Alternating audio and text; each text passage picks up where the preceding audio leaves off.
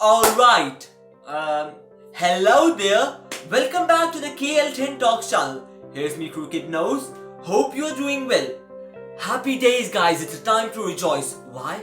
Because from today onwards, we are going to be starting a brand new series. A brand new series about where we are going to be discussing the most nefarious, the most notorious criminal-minded people of all time. But before we start, I would really appreciate if you click that big red subscribe button down below with notifications on. Honestly, it would really help me. It would really help me a lot. Right, so, topping our list, we have the Donnie from Indianapolis, the first public enemy number 1, John Dillinger. So without further ado, let's get to the topic. During the 1930s depression, many Americans, nearly helpless against forces they didn't understand, made heroes of outlaws who took what they wanted at gunpoint. Of all the lurid desperados, one man, John Herbert Dillinger, came to evoke this gangster era and stirred mass emotion to a degree rarely seen in this country. Dillinger, whose name once dominated the headlines, was a notorious and vicious thief. From September 1933 until July 1934, he and his violent gang terrorized the Midwest, killing 10 men, wounding 7 others, robbing banks and police arsenals, along with staging 3 jailbreaks, killing a sheriff during one and wounding 2 guards in another.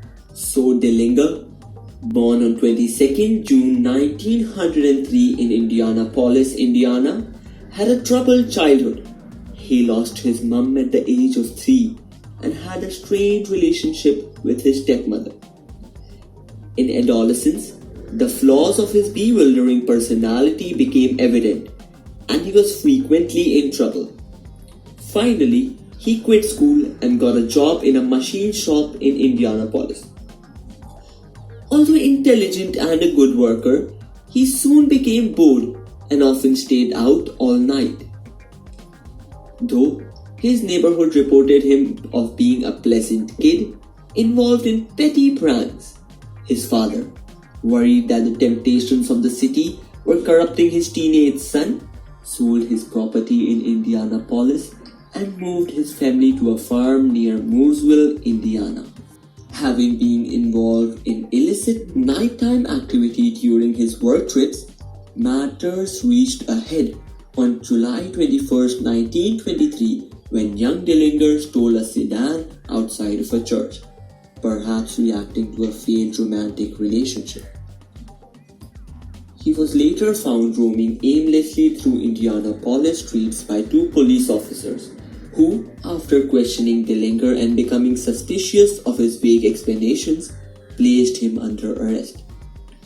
Dillinger managed to slip loose from the officers, however, and ran, knowing that he couldn't go back home. He joined the United States Navy the next day.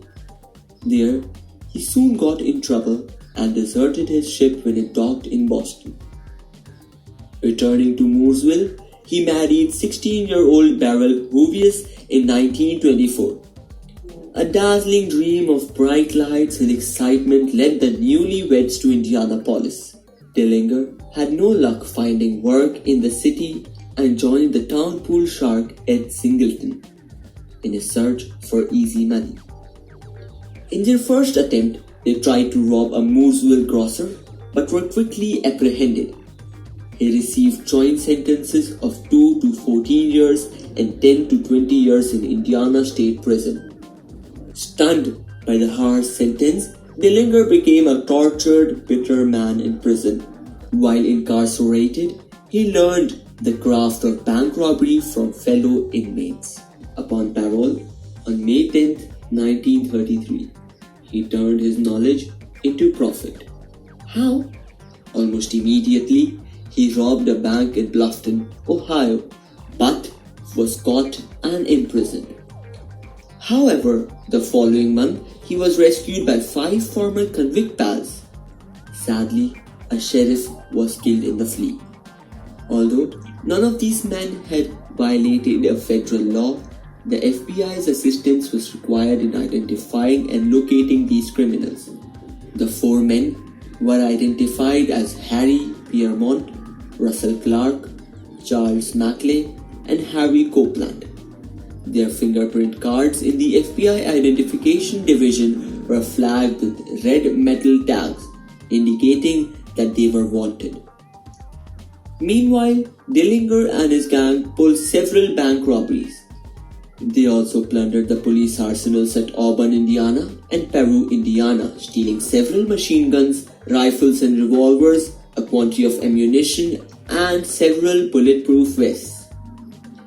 On December 14, John Hamilton, a Dillinger gang member, shot and killed a police detective in Chicago. A month later, the Dillinger gang killed a police officer during the robbery of the First National Bank of East Chicago, Indiana. Then, they made their way to Florida and subsequently to Tucson, Arizona.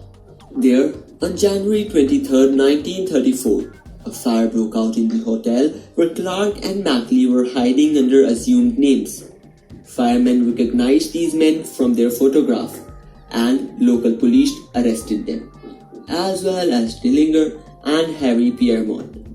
They also seized 3 Thompson submachine guns, 2 Winchester rifles mounted as machine guns, 5 bulletproof vests, and more than $25,000 in cash. Dillinger was extradited to Indiana and lodged in the Crown Point jail, which was considered escape-proof. However, on March 3, 1934, he executed his most celebrated breakout.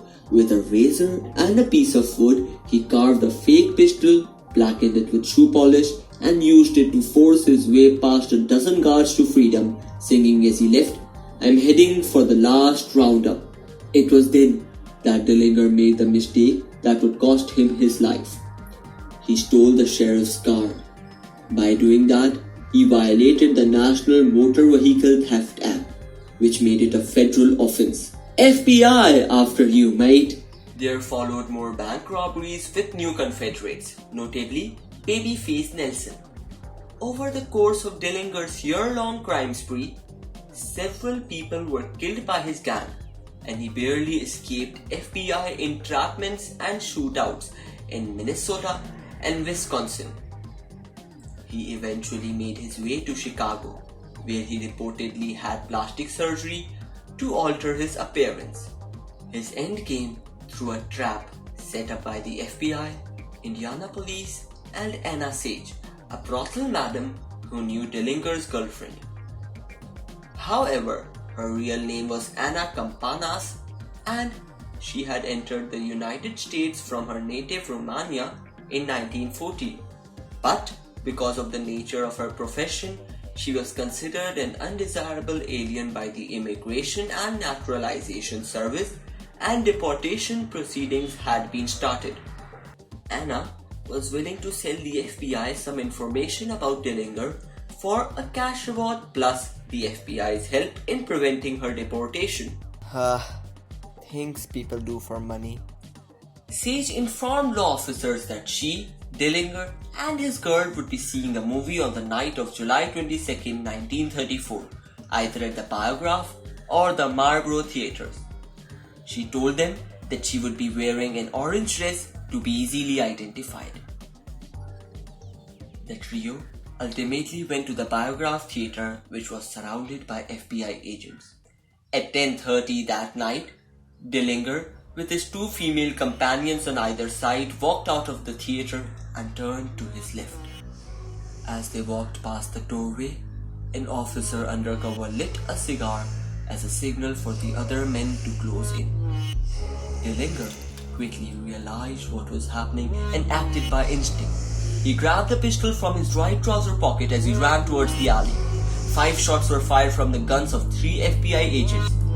3 of the shots hit Dillinger, and he fell face down on the pavement. At 10:50 p.m. on July 22, 1934, John Dillinger was pronounced dead in a little room in the Alexian Brothers Hospital.